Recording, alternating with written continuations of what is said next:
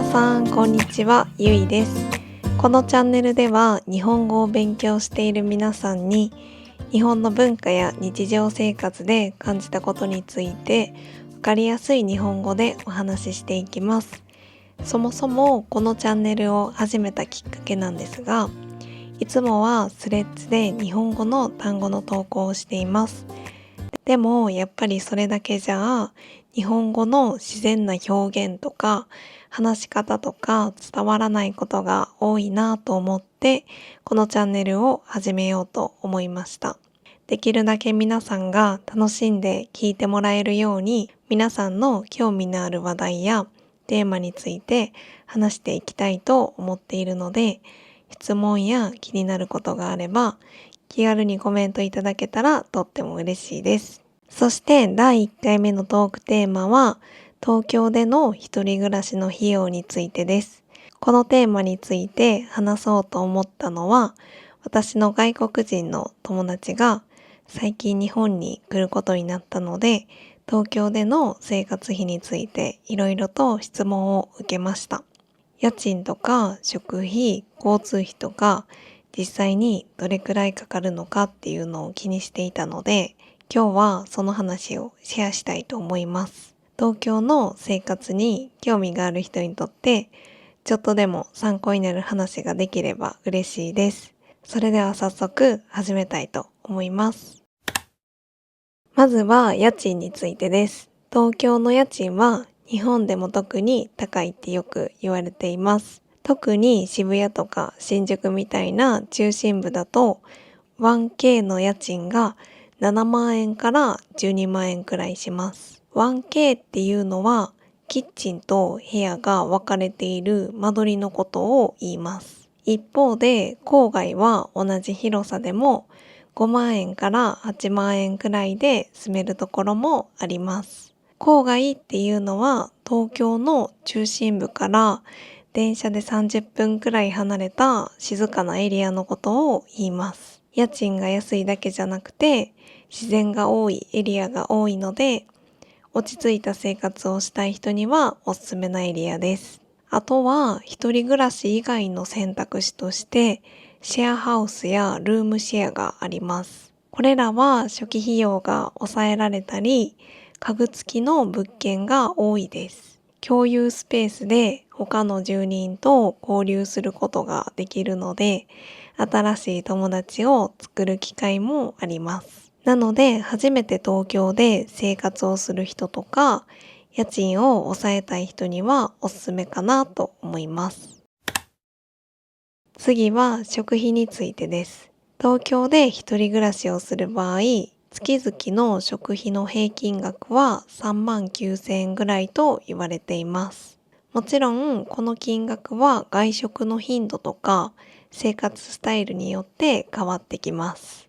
自炊中心だと約3万円前後に抑えることもできます。例えば、スーパーでお米5キロは3500円、キャベツ半分300円、卵1パック250円くらいなので、1週間分の食材を揃えると、だいたい5000円前後になります。外食をすると、ラーメン1杯が1000円、カフェで1回700円ぐらいなので、意外と積み重なります。節約するためには、スーパーでまとめ買いをしたり、食材を冷凍保存したり、作り置きをすることが大切です。旬の野菜とか果物も安くて、栄養価も高いのでおすすめです。続いて光熱費を紹介します。光熱費っていうのは電気、ガス、水道代を合わせた費用のことを言います。1ヶ月でだいたい1万円前後になります。光熱費は季節によって変わります。夏と冬はエアコンの使用で費用が少し高くなりがちです。春と秋は穏やかな気候なので比較的に節約しやすい時期です。あとは物件によって使用されるガスの種類も光熱費に影響します。都市ガスは料金が比較的に安いのですが、プロパンガスは料金が高めです。ガスの種類で月々の光熱費が変わるので、物件選びの際はどちらのガスが使われているのかを確認することをお勧めします。続いて交通費について紹介します。東京は交通機関が充実しているので、他の県に比べて交通費は高くなりがちかなと思います。東京の一人暮らしの交通費の平均額は2万円です。距離にもよりますが、1ヶ月の定期券代は1万円前後ぐらいが多いかなと思います。行き先によっては電車のフリー切符を利用すると安くなることもあります。フリー切符っていうのは1日乗車券のことです。東京では自転車レンタルも多いので、近場のお出かけは自転車で行くのもおすすめです。次に交際費について紹介します。